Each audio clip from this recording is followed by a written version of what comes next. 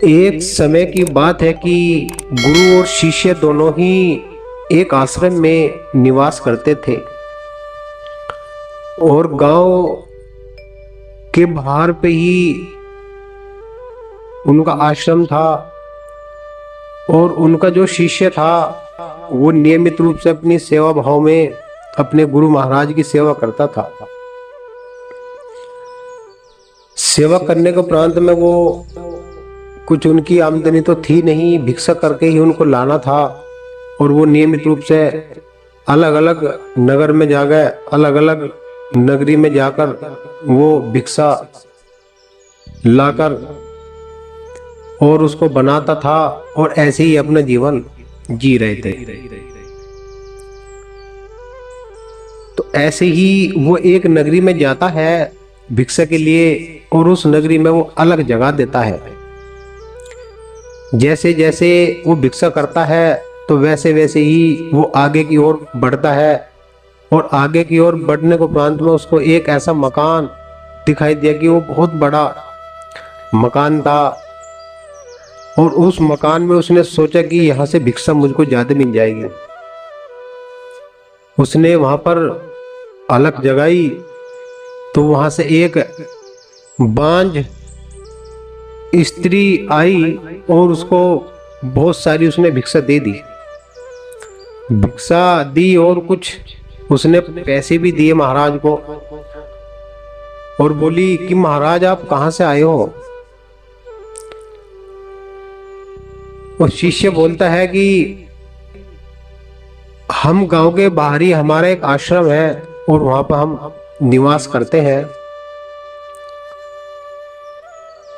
और मेरा जो कार्य है कि वो भिक्षा करने का है और मेरे गुरुजी आश्रम में ही रहते हैं। उसने कहा क्या आपके जो गुरु हैं वे कुछ बता भी देते हैं किसी के बारे में। शिष्य कहता है कि हाँ वे बता देते हैं। तो बांझ स्त्री कहती है तो महाराज अपने गुरु से ये पूछकर आना कि क्या इस जन्म में मेरे बच्चे हो जाएंगे या नहीं, कि बहुत लंबा समय हो गया है कि मेरा कोई संतान नहीं है।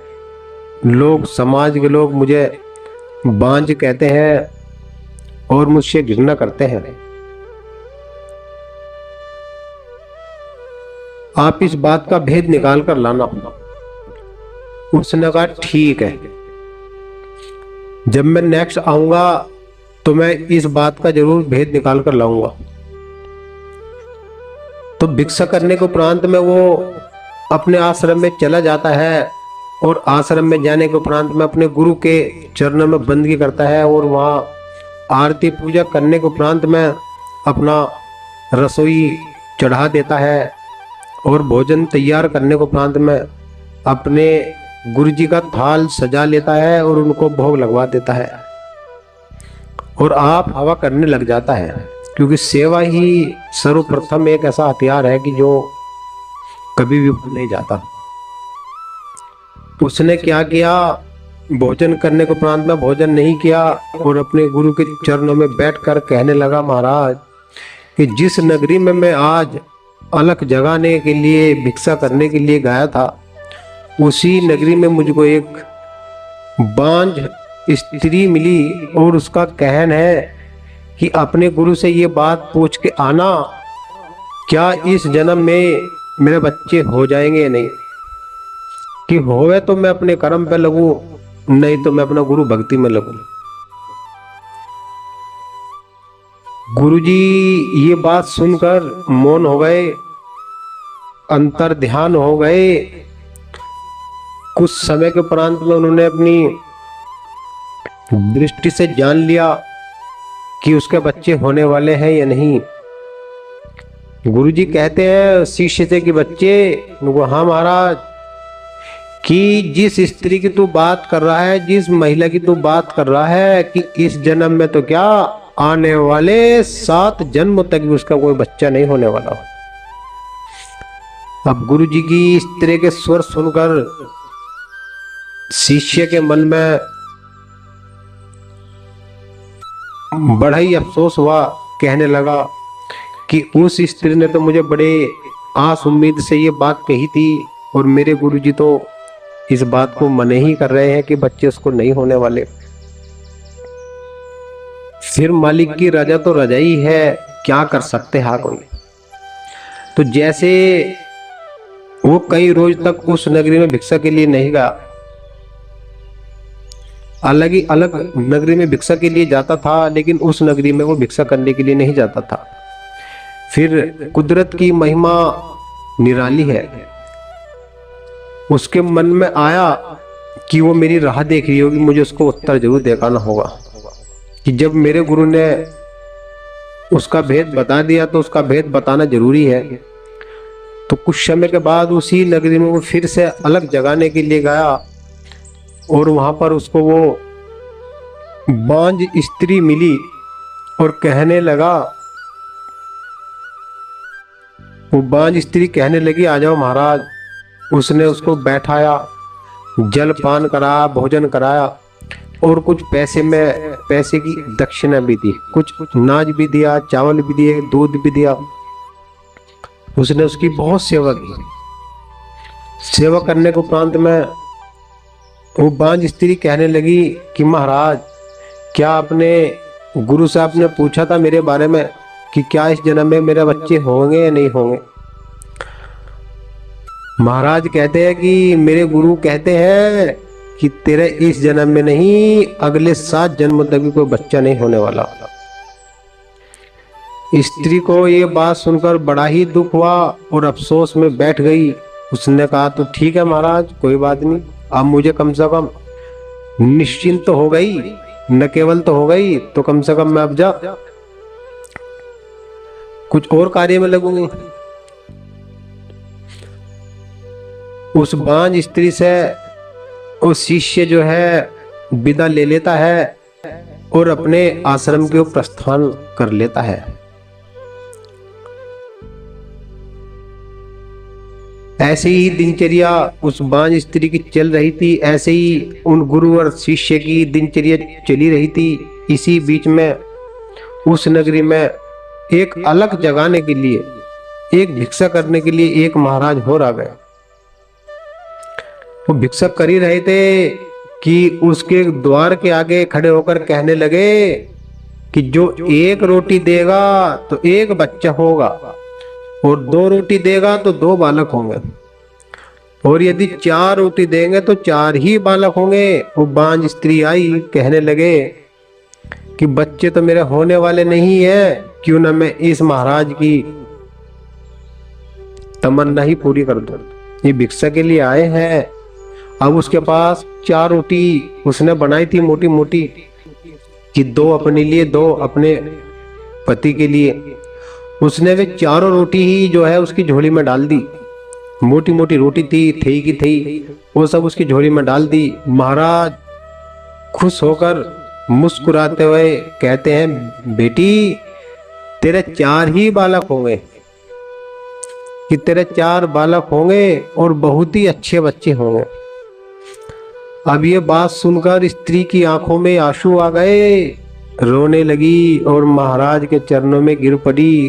कही कि महाराज, कि मेरे तो इस जन्म में तो क्या, आने वाले 7 जन्म तक भी कोई बच्चा नहीं होने वाला।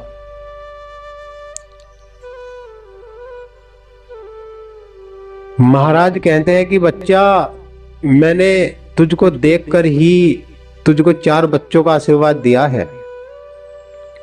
ये मेरी इच्छा नहीं है, ये मेरे महाराज, मेरे सतगुरु की इच्छा है कि तेरे 4 ही बच्चे होंगे और बड़े ही अच्छे होंगे। तू फिक्र मत कर, हम फिर आएंगे जब तेरे यहाँ बच्चे हो जाएंगे। ऐसे ही उसको एक आस की किरण नजर आई, उम्मीद की किरण नजर आई, और सोचने लगी कि एक महाराज कहते हैं कि 7 जन्मों तक भी बच्चे नहीं होंगे, एक महाराज कहते हैं कि तेरे 4 बच्चे इसी जन्म में होंगे। बस कुदरत की महिमा तो अगम अपार है।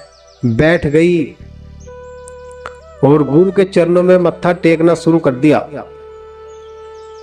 गुरु के चरणों में मत्था टेकना शुरू कर दिया। कुछ ही समय के उपरांत में उसका एक बच्चा हुआ। फिर 2 जुड़वे बच्चे हुए। इसी प्रकार से उसके 4 बच्चे हो गए। उस शिष्य ने उस नगरी में भिक्षा करने आना बंद कर दिया था। तो बहुत समय जब बीत गया, 5-7 साल बीत गए, तो वो शिष्य फिर उस नगरी में भिक्षा के लिए आया। भिक्षा के लिए जब आया तो देखता क्या है कि उसी घर के अंदर, उसी आंगन के अंदर 2-3 बच्चे, 3-4 बच्चे खेल रहे हैं और उनका घर बच्चों की किलकारियों से गूंज रहा था। कोई हंस रहा है, कोई रो रहा है। अब वो शिष्य को देखकर बड़ा ही अचंभित हुआ।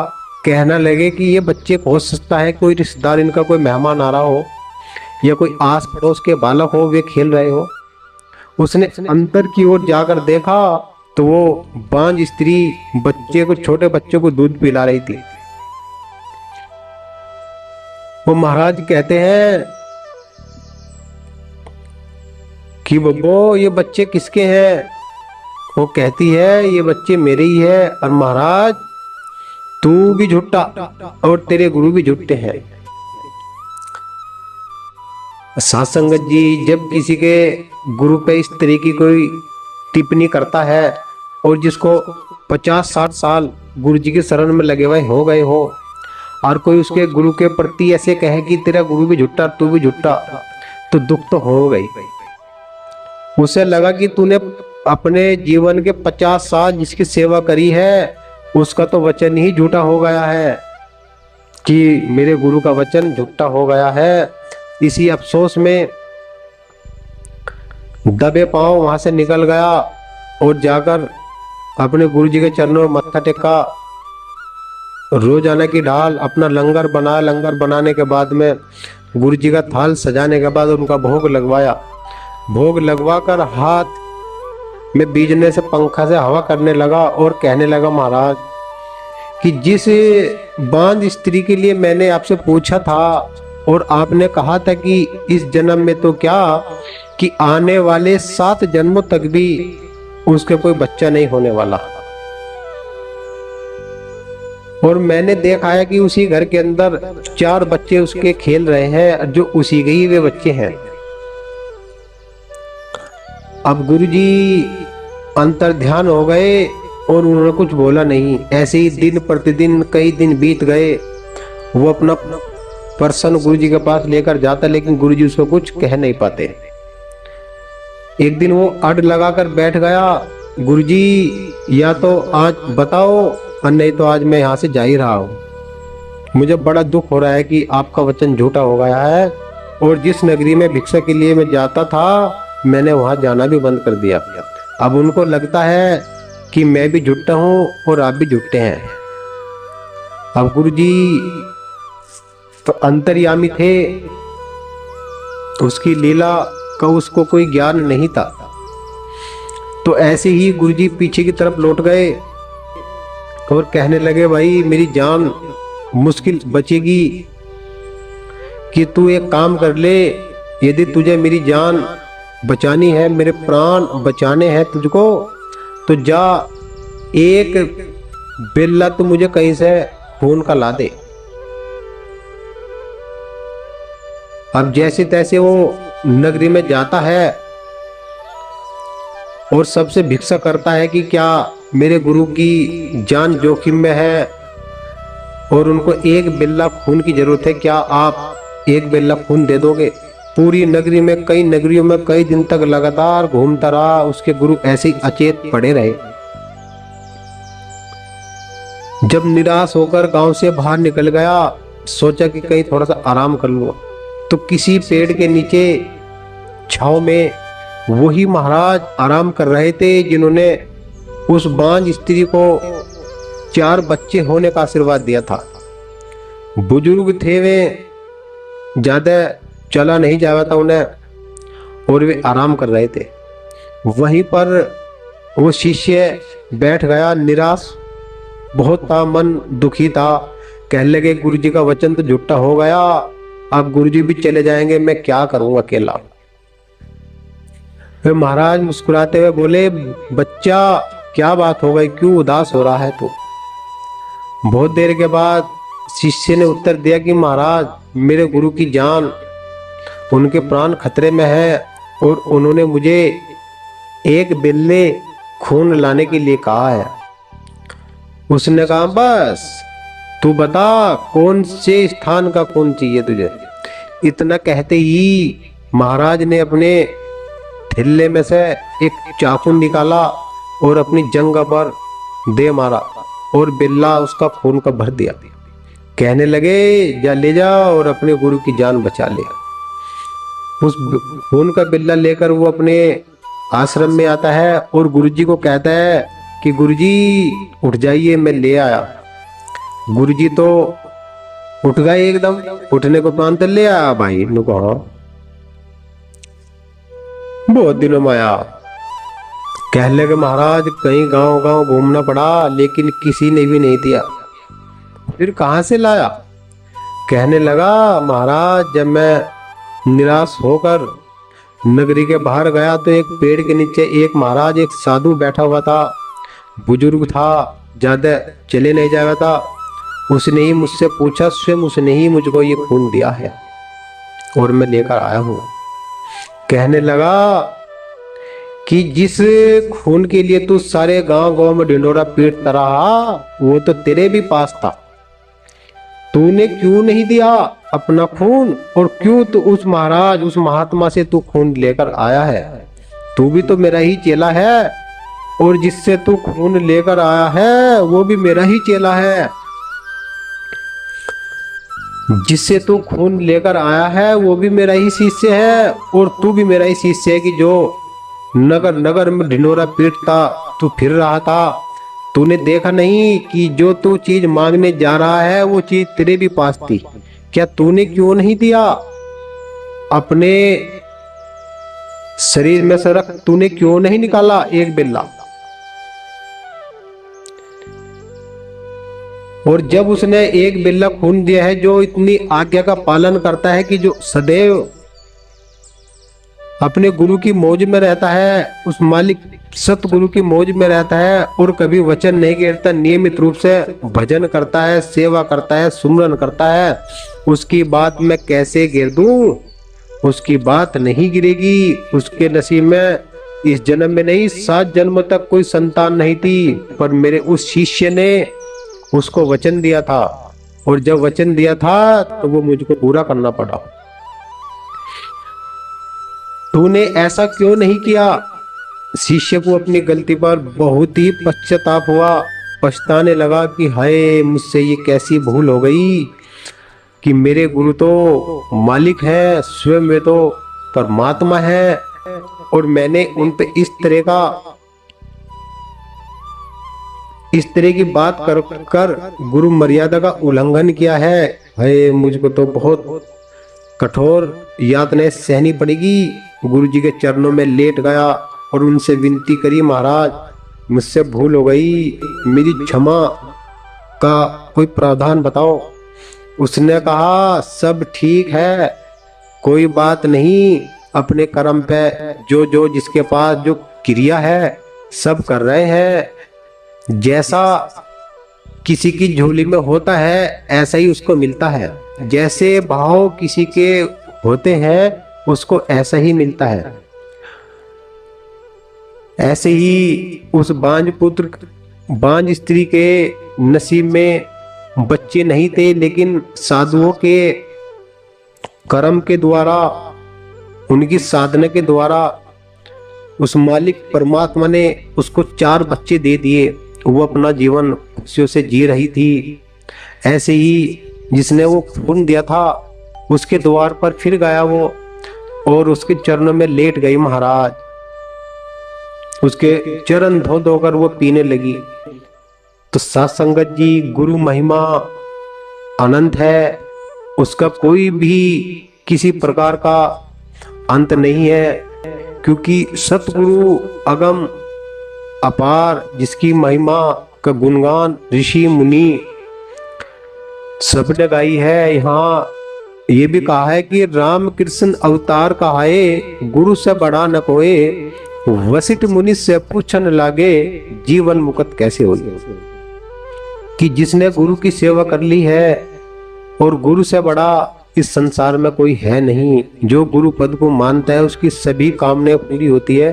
बोलिए सतगुरु रविदास महाराज की जय। सासंगत जी, यदि आप हमारे चैनल पे नए हैं तो चैनल को सब्सक्राइबर करना ना भूले, कमेंट